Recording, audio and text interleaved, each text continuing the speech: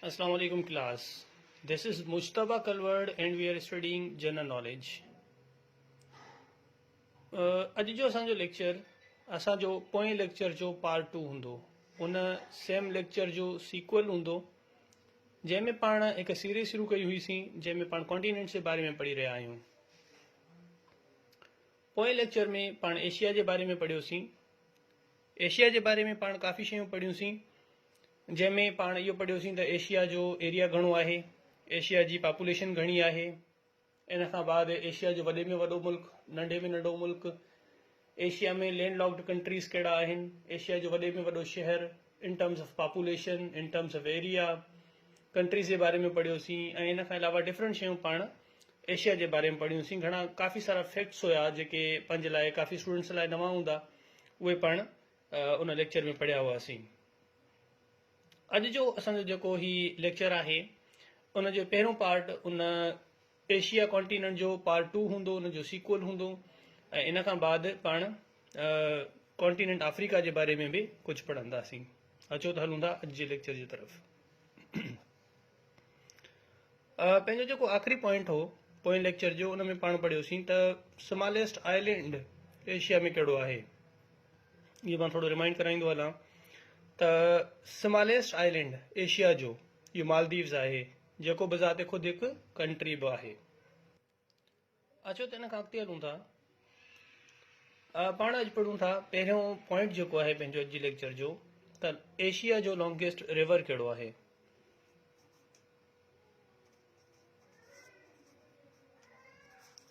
Longest river, इन जो नालो आहे यांगज़ी रिवर।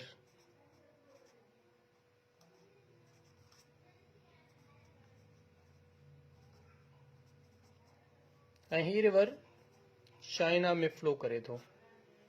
चाइना जेको एशिया जो वॾे में वॾो मुल्क आहे इन टर्म्स ऑफ पॉपुलेशन, इन सां इन मुल्क में चाइना में ही रिवर वहे थो, यांगज़ी रिवर, जेको एशिया जो वॾे में वॾो रिवर आहे। हाईएस्ट माउंटेन, हिन जी तक़रीबन हर एक खे ख़बर हूंदी। तव्हां मार्को गैस करे त हाईएस्ट माउंटेन कहिड़ो आहे एशिया में। जी बिल्कुलु, ही सेम रिवर आहे जेको ही सेम माउंटेन आहे जेको दुनिया जो वॾे में वॾो माउंटेन बि आहे। इन जो नालो आहे माउंट एवरेस्ट। ही नेपाल ऐं तिब्बत जे विच में वाक़िअ आहे।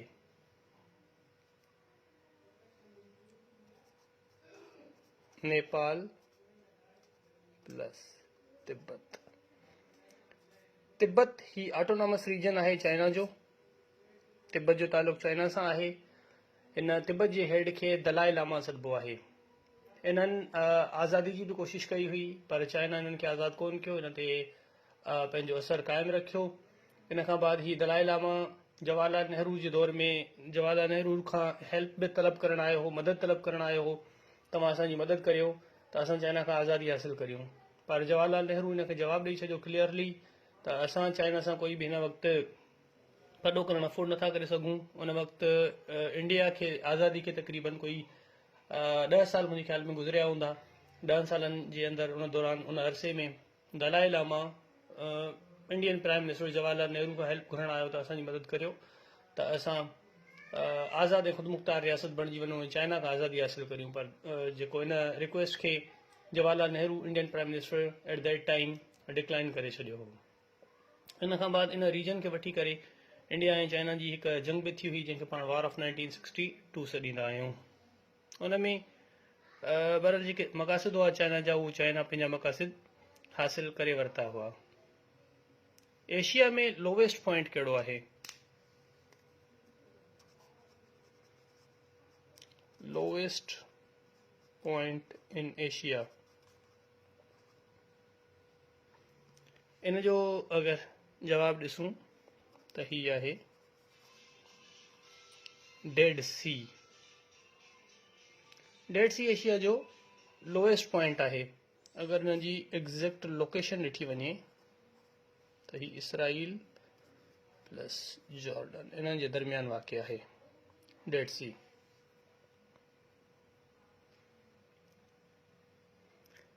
अॻिते हलूं था बिगेस्ट लेक एशिया जी।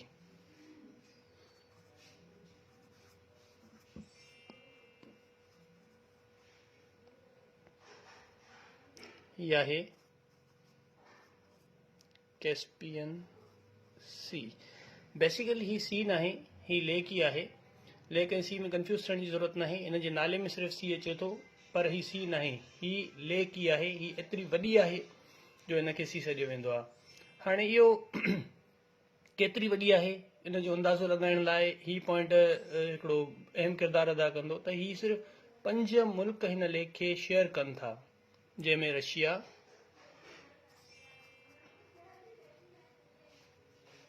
प्लस तुर्कमानिस्तान,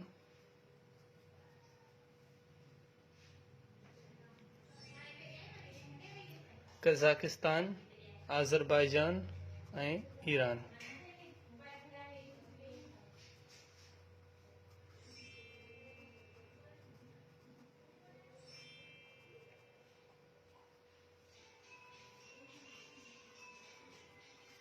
हिते तव्हांखे मां इहो ॿुधाईंदो हलां त ही जेके मुल्क आहिनि तुर्कमानिस्तान, कज़ाकिस्तान ऐं आज़रबाईजान, ही मुल्क रशिया खां आज़ादु थियल आहिनि 1991 में।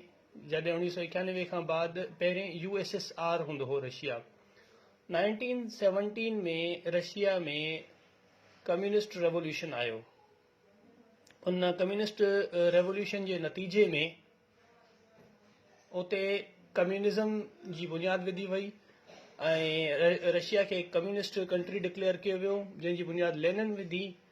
ऐं इन जे काफ़ी सारी स्टेट्स जेके हुयूं उन्हनि खे मिलाए करे हिकु नओं नालो रखियो USSR, union of Soviet socialist republics. 1917 में कम्युनिस्ट रेवोल्यूशन आयो रशिया में, उन जे नतीजे में ही कंट्री USSR बणिजी वियो ऐं ही 1991 ताईं USSR रहियो। ऐं 1991 में इन मां तक़रीबन 15 स्टेट्स ठहियूं, ही मुल्क टुटी वियो। उन खां बाद ही वापसि रशिया बणिजी वियो ऐं 15 स्टेट्स जेको हुयूं उन्हनि इन मां तक़रीबन आज़ादी हासिल कई, जंहिंमें ही सेंट्रल एशियन स्टेट्स बि हुयूं जिते मुस्लिम मेजॉरिटी आहे ऐं तक़रीबन सॼियूं मुस्लिम स्टेट्स आहिनि, जंहिंमां 3 तुर्कमानिस्तान, कज़ाकिस्तान ऐं आज़रबाईजान बि आहिनि। ऐं इन्हनि जो पड़ोसी मुल्क ईरान आहे। अफ़गानिस्तान सां बि इन्हनि जो वाटर टच थिए थो। ऐं पाकिस्तान खां अगरि सेंट्रल एशिया पाण खे वञिणो हुजे त अफ़गानिस्तान खां हिकिड़ी सन्ही स्ट्रिप गुज़रंदी आहे, जंहिंखे पाण वाखान लाइन चवंदा आहियूं, वाखान बॉर्डर बि चवंदा आहियूं या वाखान स्ट्रिप बि सॾियो वेंदो आहे। अगरि उहा 12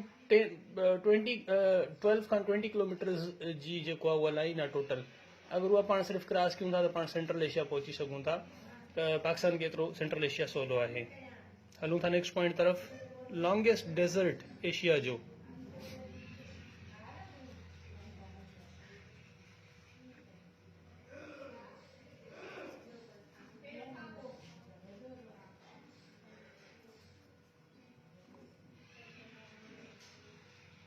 ही आहे गोबी डेजर्ट।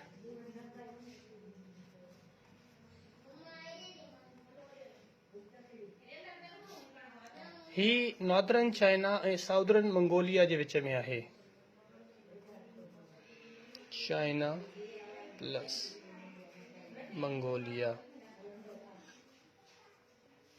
अगरि तव्हां नक्शो ॾिसंदव न चाइना जो त हिते तव्हांखे चाइना मिलंदो, विच में मंगोलिया हेतिरे इन में मिलंदो ऐं हे वरी हितां खां रशिया शुरू थो थी वञे। ही रशिया, मंगोलिया, चाइना। चाइना ऐं रशिया जे विच में हिकिड़ी नंढड़ी स्टेट आहे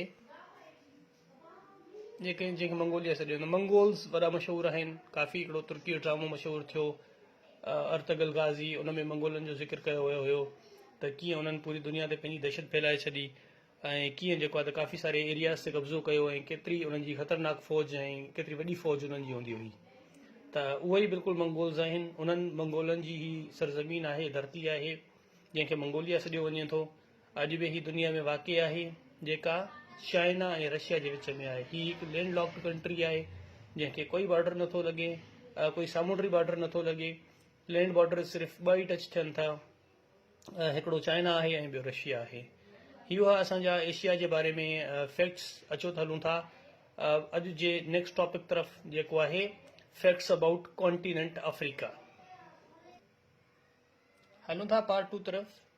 अॼु जे लेक्चर जे पार्ट 2 तरफ़ जंहिंमें पाण पढ़ंदासीं कॉन्टिनेंट अफ्रीका जे बारे में फैक्ट्स।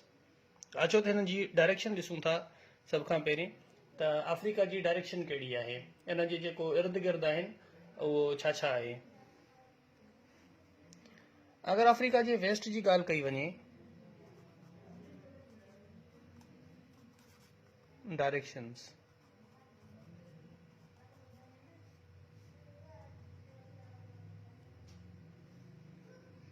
अगर अफ्रीका जे वेस्ट जी ॻाल्हि कई वञे त इन जे वेस्ट में एटलांटिक ओशियन आहे।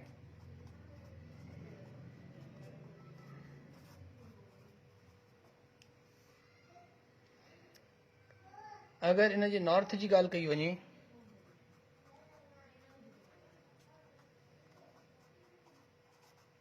मेडिटरेनियन सी आहे इन जे नॉर्थ में। अगर इन जे ईस्ट जी ॻाल्हि कई वञे त रेड सी आहे इन जे ईस्ट में ऐं इंडियन ओशियन आहे इन जे वेस्ट में।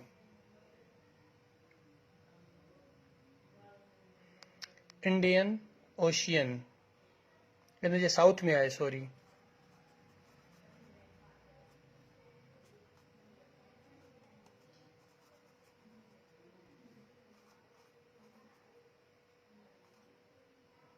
साउथ में इंडियन ओशियन आहे। इन में एटलांटिक ओशियन ऐं इंडियन ओशियन जो पाणी मिले थो पियो पाण में। अगर ॻाल्हि कजे अफ्रीका जी इन जी साइज़ जी त ही सेकंड बिगेस्ट कॉन्टिनेंट आहे, सेकंड लार्जेस्ट कॉन्टिनेंट आहे, साइज़ जे हिसाब सां बि ऐं पॉपुलेशन जे हिसाब सां बि। सेकंड लार्जेस्ट कॉन्टिनेंट ही आहे size plus population. Second largest continent आहे। यूनाइटेड नेशंस जे मुताबिक इन जी एस्टिमेटेड पॉपुलेशन आहे, population according to UN United Nations ही आहे 1 अरब 34 करोड़ 75 लख 97,144 माण्हू। इन जी पॉपुलेशन आहे 1 अरब 34 करोड़ 75 लख 97,144 माण्हू टोटल अफ्रीका में रहनि था। अफ्रीका जी पॉपुलेशन अगर परसेंटेज जे हिसाब सां ॾिठी वञे त पूरी दुनिया में अफ्रीका जी पॉपुलेशन घणा परसेंट बिल्ड करे थी त ही इन जो जवाब हूंदो 16.72%। दुनिया जी टोटल 16.72% पॉपुलेशन जेका आहे ही दुनिया इन में अफ्रीका में आबाद आहे। अगर पाण ॻाल्हि कयूं पॉपुलेशन डेंसिटी जी, पॉपुलेशन डेंसिटी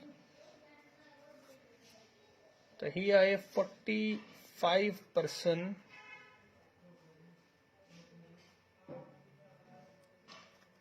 पर स्क्वायर किलोमीटर। पाण पढ़ियो हुयोसीं त स्क्वायर किलोमीटर छा थींदो आहे। त अफ्रीका में 1 स्क्वायर किलोमीटर में तकरीबन 45 माण्हू रहनि था। टोटल लैंड एरिया अफ्रीका जो टोटल अगर लैंड एरिया जी ॻाल्हि कई वञे त ही आहे 1 करोड़ 17 लख 24 हज़ार।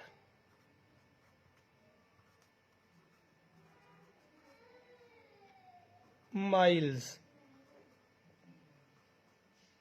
1 करोड़ 17 लख 24 हज़ार माइल्स स्क्वायर माइल्स आहे। अगर इन के किलोमीटर्स में पाण कन्वर्ट क्यों था त ही 3 करोड़ 3,65,000 स्क्वायर किलोमीटर्स हिननि जी एरिया थिए थो पियो। यूनाइटेड नेशंस जे मुताबिक़ अफ्रीका में टोटल 54 कंट्रीज़ आहिनि। ही कॉन्टिनेंट या ही खंड टोटल 54 मुल्कनि ते मुश्तमिल आहे। इन खां अलावा 16 कंट्रीज़ जेके आहिनि 16 मुल्क लैंड लॉक्ड आहिनि। लैंड लॉक्ड इन्हनि मुल्कनि जा नाला बि मां ॿुधाए थो छॾियां। अगरि कंहिंखे नोट करणा हुजनि त भली वीडियो पॉज़ करे टाइम टू टाइम ही जेको मुल्क आहिनि उहो नोट बि करे वठे। इन्हनि में आहे Botswana, Burundi, Burkina Faso, central Swaziland, Uganda, Zambia, Zimbabwe, Central African Republic, Chad, Ethiopia, Lesotho, Mali, Niger, Rwanda, South Sudan ही कंट्रीज़ आहिनि अफ्रीका जा जेकी लैंड लॉक्ड कंट्रीज़ आहिनि, जंहिंखे कंहिं बि समुंड जो बॉर्डर नथो लॻे ऐं चइनी तरफ़नि खां खुश्की आहे। अगरि अफ्रीका जो largest country in terms of population ॾिठो वञे त ही आहे Nigeria. Largest country population Nigeria. Smallest country population ऐं एरिया जे हिसाब सां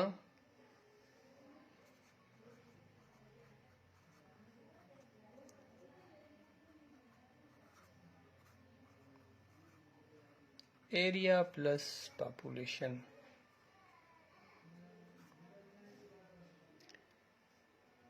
सेचलस CEYCHELLES Seychelles. Largest country Africa जो बाय लैंड एरिया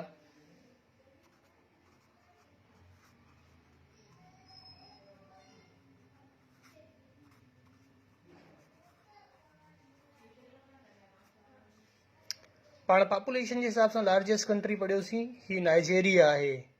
अगर लैंड एरिया जे हिसाब सां ॾिसंदासीं त पोइ अल्जेरिया अफ्रीका जो लार्जेस्ट कंट्री आहे in terms of area. Largest city population जे हिसाब सां अगर ॻाल्हि कजे, largest city population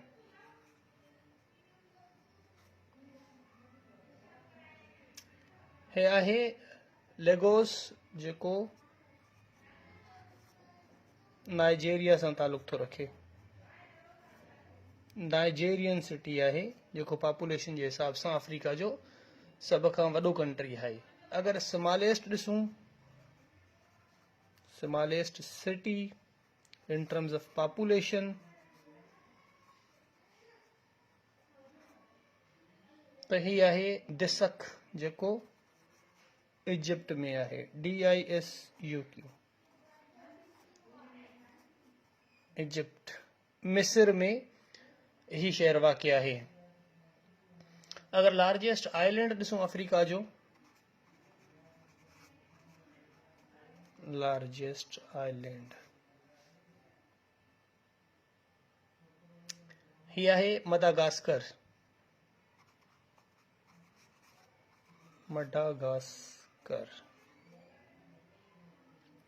Indian ocean में वाक़ आहे।